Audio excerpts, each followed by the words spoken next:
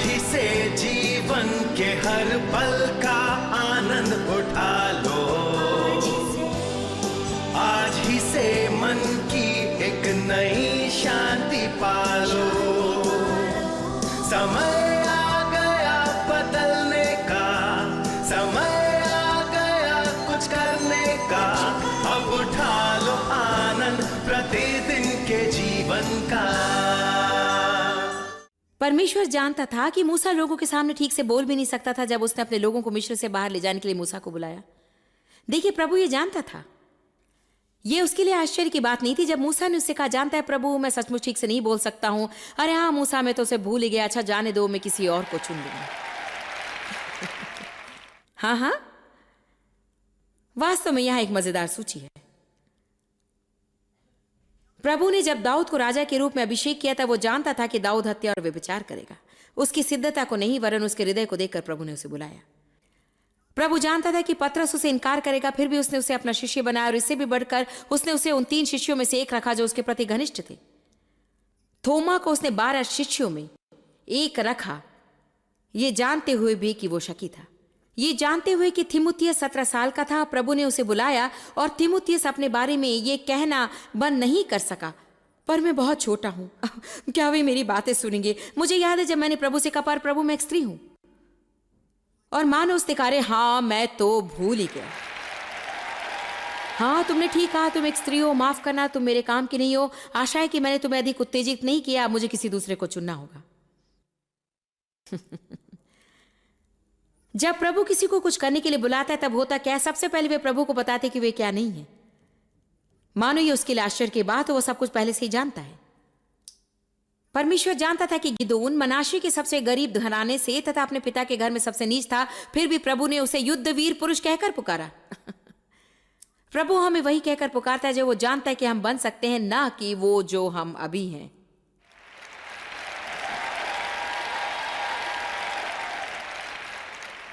प्रभु जानता था कि पौलुस और बरनबास एक दूसरे से मेल नहीं रख पाएंगे, परंतु उनकी सेवकाई के आरंभिक काल में उन्होंने उत्तम फल दिया, और यकीनन उनकी समस्याओं के बीच उन्होंने ऐसी बातें सीखी जो दूसरों से निपटने में उनके लिए सहायक रही, और वे अच्छे प्रचारक बन सके। प्रभु ने जब पौलुस को नए नियम के 1/3 भाग को लिखने का अवसर दिया, तब वो नहीं भूल गया था कि पौलुस पहले मसीहों को सताने वाला था। आप जो भी हैं वो प्रभु की देन है, और खास तौर से आप जो नहीं है उसे वो आपको देता है। अतः आपको उस पर आश्रित रहना चाहिए। यदि आज आप मेरी बातों से सहमत हो सके तो केवल इतनी सी बात आपको इतना भरोसा दिला सकेगी, क्योंकि अंत में आप कहेंगे, हे रहने दो। जरूरी नहीं कि मैं सबके लिए सब कुछ रहूं, जरूरी नहीं कि लोग मुझसे जो भी अपेक्षा करते हैं वैसे ही मैं रहूं। यह कहना ठीक है कि मैं अपनी सीमा पर पहुंच चुकी हूं, यह कहना ठीक है कि मैं नहीं कर सकती, यह कहना ठीक है कि ये मेरी बुद्धि से बढ़कर है, मुझे अपनी तुलना आपसे करने की जरूरत नहीं है। मैं बस कह सकती हूं मैं जैसी भी हूं, प्रभु मुझसे बेशर्त प्रेम करता है, और यदि मुझ में ऐसा कुछ भी हो जो उसके लिए अप्रिय हो, तो केवल वही उसे बदल सकता है। चलिए प्रभु की स्तुति कीजिए। हालेलुया।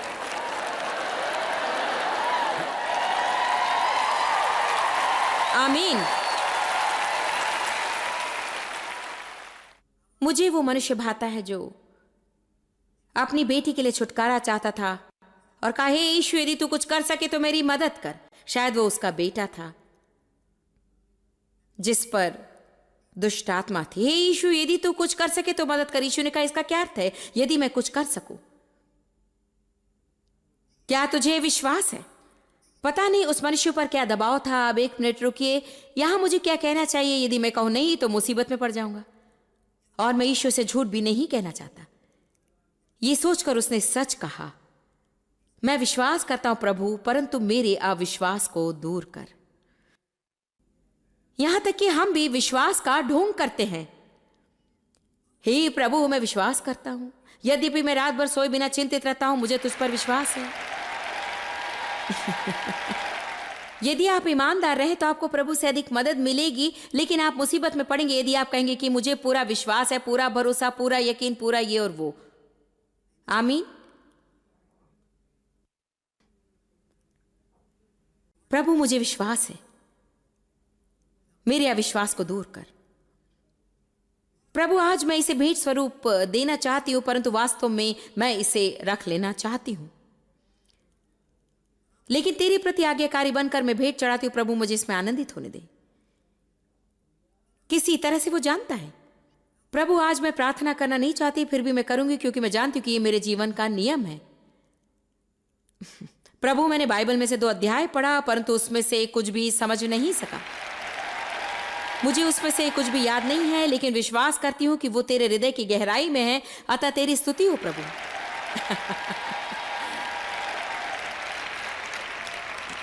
आमीन।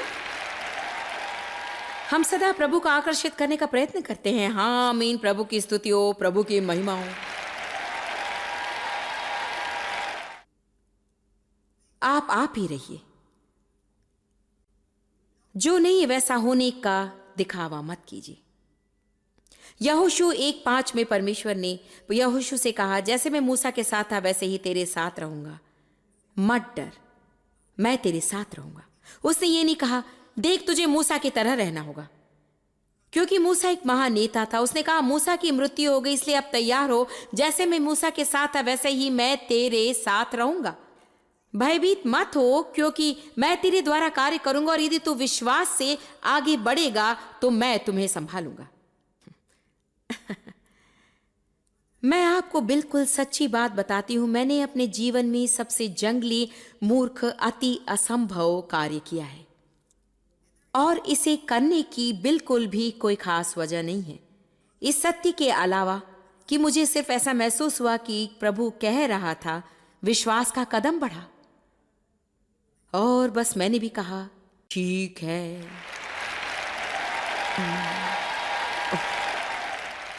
नहीं जॉयस, अंत तक। कई बार हम प्रभु पर थोड़ा आश्रित होकर अपने आप पर भी आश्रित रहते हैं, और यदि प्रभु कुछ न करे तब भी क्या आप समझ रहे हैं? मैं जानती हूं प्रभु यही कह रहा है, परंतु यदि वो सहायता ना करे तो फिर मैं और कभी कभी ऐसा है कि चलो, मैंने कहा अंत तक, परंतु यदि मैं तेरी आवाज ना सुनूं तो क्या होगा? यदि मैं तुझे खो दूं तो क्या होगा? एक बार प्रभु ने कहा, यदि तुम भटक जाओगी तो मैं तुम्हें ढूंढ लूंगा। आमीन। पर जानते हैं ये बहुत ही कठिन है। प्रभु, क्या तू सच कह रहा है? मैं बुद्धू बनकर खड़ी रहूंगी और सब मुझ पर हंसेंगे। यदि काम न बने तो वे क्या सोचेंगे? अंत में आपको जाना ही होगा। और उसके बाद आप देखेंगे कि प्रभु आपके द्वारा महान और सामर्थ्यकारी करेगा। यहां कोई भी ऐसा नहीं होगा, शायद मेरे पति को छोड़कर, जो ये सोच सकता है कि मैं अभी जो कुछ कर रही हूं वो मेरे लिए कितना असंभव कार्य है। मैं आपसे सच कह रही हूं, मैं बढ़ा चढ़ाकर बिल्कुल नहीं कह रही हूं। अर्थात ऐसी कोई बात नहीं है जिसे बढ़ाकर कहा जा सके। मैं टेलीविजन पर ऐसी दिखती हूं मानो विदेशी भाषा में प्रचार करी, क्योंकि मेरे प्रवचनों का अनुवाद किया जाता है, इसलिए लगता है कि मैं सोवियत संघ में रूसी भाषा बोल रही हूं और मध्य पूर्वी देशों में अरबी भाषा। क्या आप कल्पना कर सकते हैं, ये पाश्चात्य महिला मध्य पूर्वी देशों में अरबी भाषा में प्रचार करें, और वहां के पुरुष अर्थात कॉलेज के प्राध्यापक उद्धार पाएं। उन्हें स्त्रियों से नफरत है।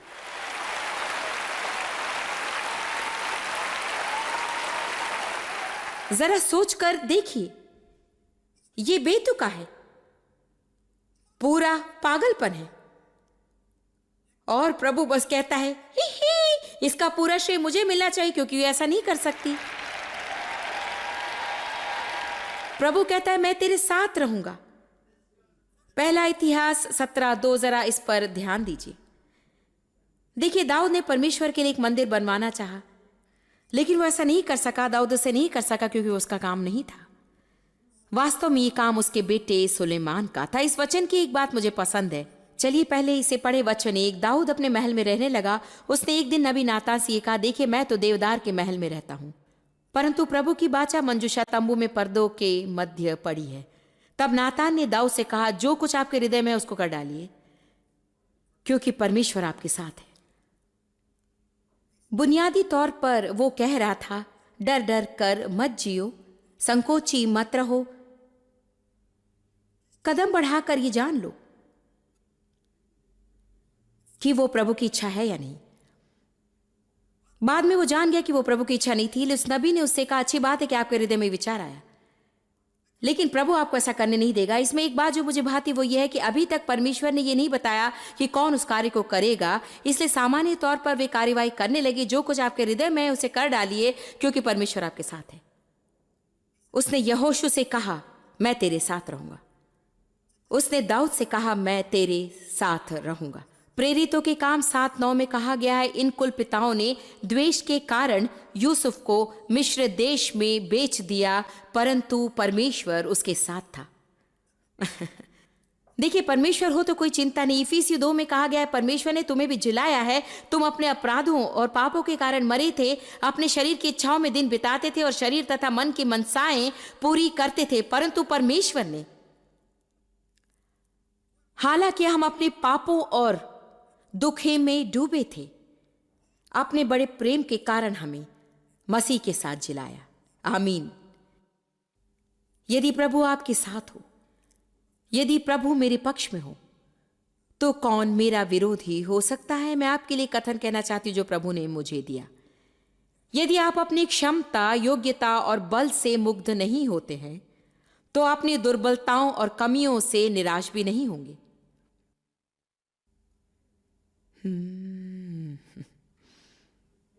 यदि आप अपनी क्षमता, योग्यता और बल से मुग्ध ना हो, तो अपनी दुर्बलताओं और कमियों से निराश भी नहीं होंगे। देखिए, मैं सब कुछ नहीं कर सकती हूं, लेकिन वो मेरी गलती नहीं है।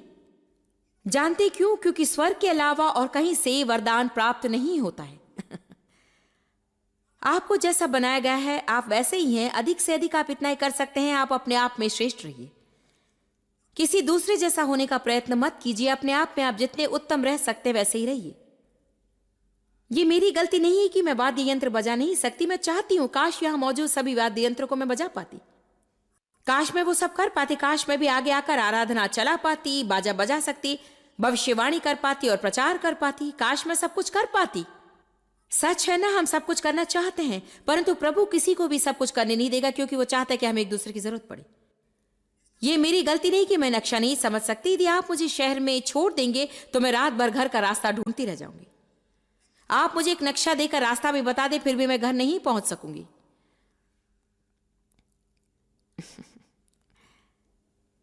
हम जो नहीं कर सकते हैं उसे करने योग्य लोगों को हमें देकर मसीह इस कमी की पूर्ति करता है। मैं गा नहीं सकती, परंतु गाने वाले गायक मेरे साथ हैं। मैं बाजे नहीं बजा सकती, पर उसे बजाने वाले मेरे साथ हैं। विभिन्न स्थलों तक पहुंचने में डेव मेरे सहायक है। मेरा नारा है, आप जो कर सकते हैं उसे उत्तमता से करो, और जो नहीं कर सकते हैं दूसरों का सहयोग प्राप्त करो। मैं ऐसे ही जीवन बिताती हूं, मैं इसी के बारे में कह रही हूं। आमीन। तो कहिए, खैर मैं इसे नहीं कर सकती, परंतु मुझसे जितना हो सके मैं उत्तमता से करूंगी, और मैं जो नहीं कर सकती उसे करने वाले लोगों की मदद लूंगी। यही उचित है ना? प्रवचन समाप्त करने से पहले मैं कहना चाहती हूं, मैंने ये नहीं कहा कि मैं समाप्त करने जा रही हूं। इसका अर्थ ये नहीं कि आप जा सकते हैं या आप टेलीविजन बंद कर सकते हैं। मैंने अभी पूरा नहीं किया है। यदि ऐसा करेंगे तो मैं नली से आपके पास आऊंगी।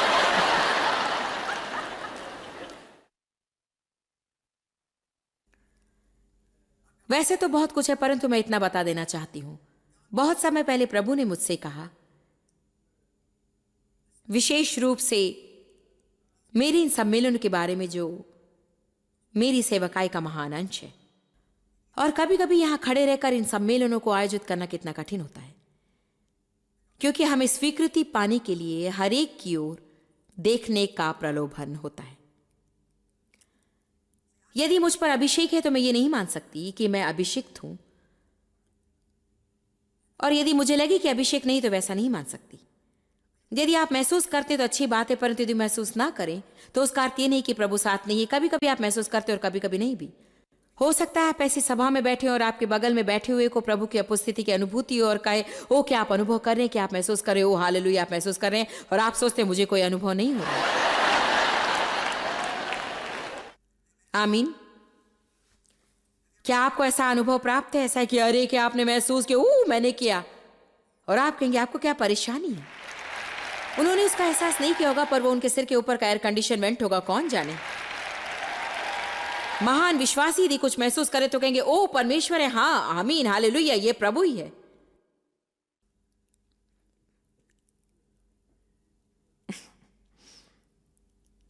आमीन। केवल अनुभूति से मैं ये मान नहीं सकती कि प्रभु मेरे साथ है। प्रार्थना करते समय सिर्फ अनुभूति के कारण मैं ये नहीं मान सकती कि वो मेरी प्रार्थना सुनता है।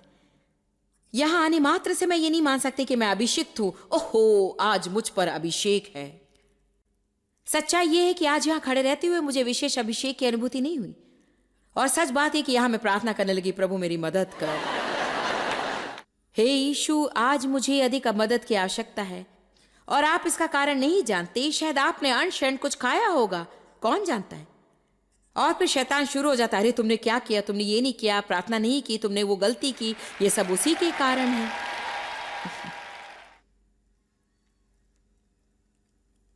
सच बात है ना। प्रभु ने मुझसे कहा ये कि रंगमंच पर खड़े रहकर सबसे खतरनाक काम जो तुम कर सकती हो वो है विश्वास को खोना। और फिर उसने कहा ये कि विश्वास को खो देने पर शैतान अंदर प्रवेश करेगा। मुझे अपना विश्वास बनाए रखना होगा, और इसलिए कि आप बड़े चाव से सुन रहे हैं या नहीं सुन रहे हैं, मैं ये नहीं मान सकती कि मैं अच्छा प्रचार कर रही हूं या बुरा कर रही हूं। चूंकि आप तालियां बजाते हैं, मैं नहीं मान सकती कि वो बढ़िया उपदेश है, क्योंकि कुछ लोगों को ताली बजाने की आदत होती है और कुछ लोगों को नहीं।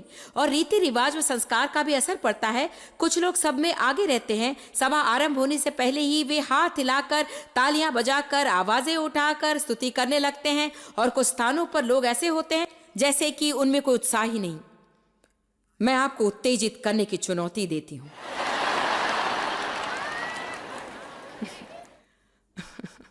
लोगों को उत्तेजित देखकर खुशी होती है, परंतु उनके उत्तेजित ना रहने पर मैं कुछ नहीं कर सकती। मैं लोगों के चेहरे की मुस्कान और गंभीरता से प्रभावित होकर प्रचार नहीं कर सकती। जानते, मैंने उन लोगों के सामने भी प्रचार किया जो ऐसे दिखते थे मानो मौत के मुंह में हूं। अर्थात जब तक मैं प्रचार करती रही,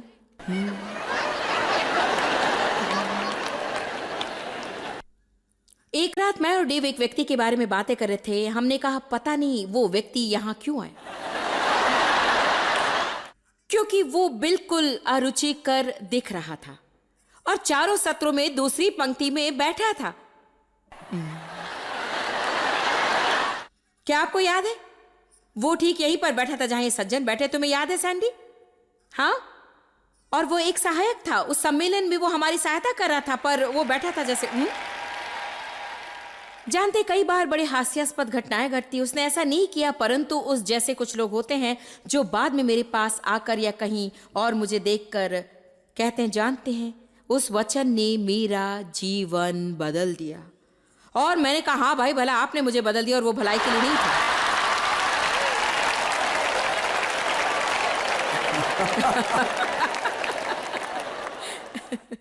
आमीन। हम स्वीकृति पाने के नशे में लगे रहते हैं। मेरा हेयर स्टाइल देखिए, आपको अच्छा लगा? और पहला व्यक्ति जो कहे उसके अनुसार हम अपने रास्ते पर लौट जाते हैं, क्योंकि हम में खड़े रहने की हिम्मत नहीं होती और नहीं इतनी सब्रता कि हम वहीं रहे जो हम हैं और जो प्रभु चाहता है। और आज का दिन बंधनों को तोड़ने का दिन है, और प्रभु चाहता है कि आप दृढ़ विश्वासी बनने का फैसला करें। यद्यपि आपको उसकी अनुभूति ना भी हो, वो ये भी नहीं चाहता कि आप यूं ही फिरते रहे। वो चाहता है कि जब आप किसी से हाथ मिलाए तो भीगी बिल्ली की तरह ना दिखे। दूसरों का हाथ थाम कर कहें, प्रभु को धन्य कहो, आप कैसे हैं, प्रेज द लॉर्ड, आमीन। बिना किसी शंका के विश्वास कीजिए कि प्रभु आपसे प्रेम रखता है। परमेश्वर के विचार बनाए रखिए, वो आपके अंदर वास करता है। ये जान लीजिए कि प्रभु आपके साथ है, और ये जान लीजिए कि जो काम प्रभु ने आपको दिया है उसे करने की क्षमता भी वो आपको देगा, यदि आपकी आंखें उसकी ओर उठी। मैं नहीं जानती कि फिलहाल आप अपने जीवन में कहां पहुंचे हैं, और शायद ये भी नहीं जानती कि भूतकाल में आप किन चीजों से होकर गुजरे जिनसे आप दुखे, परंतु मैं इतना जानती हूं कि प्रभु आपसे प्रेम करता है और वो बेशर्त प्रेम करता है। शायद आपने पहले भी सुना होगा, लेकिन कभी आप उसे विश्वास के द्वारा स्वीकार नहीं कर पाए।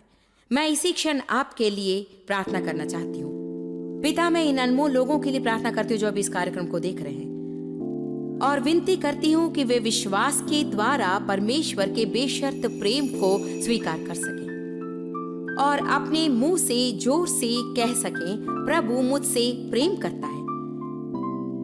उन्हें ये जानने में मदद करके तेरे प्रेम को स्वीकार करने के लिए उनका सिद्ध होना जरूरी नहीं, क्योंकि जब तक वे यीशु मसीह में विश्वास रखते हैं, परमेश्वर के सम्मुख वही उनकी सिद्धता है। प्रभु, लोगों के हृदय की भावना को बदलने के लिए मैं तेरा धन्यवाद करती हूँ, जिसके फल स्वरूप वे तेरे प्रेम को स्वीकार करके उसका आनंद ले सकते हैं। यीशु के नाम से आमीन। मैं आपको प्रोत्साहित करती हूँ कि आप दिन में कई बार अपने मुंह से स्वीकार करें कि प्रभु मुझसे प्रेम करता है। विश्वास करने में ये आपके लिए सहायक होगा। आज का कार्यक्रम देखने के लिए धन्यवाद।